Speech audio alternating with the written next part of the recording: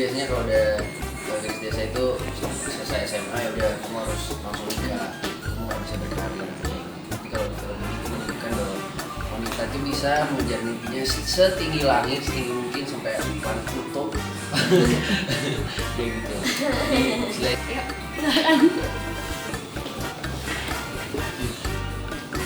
Kamu dulu. Sorry bukannya? Apa yang spesial dari film ini gitu? Film ini spesial karena saya bisa lihat keberadaan dunia musik. Ini film pertamanya komedi Kak Mizu ya. Kan biasa semuanya kemana-mana film romantis. Ada yang apa spesial nggak? Canggung nggak gitu? Atau gimana? Mendalami karakter Apa ya?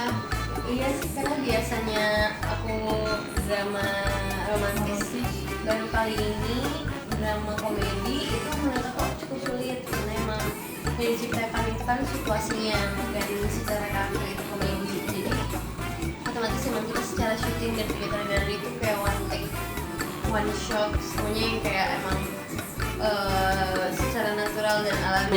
Pokoknya jangan lupa nonton film Calon Bini karena sekarang sudah tayang di bioskop. Jangan sampai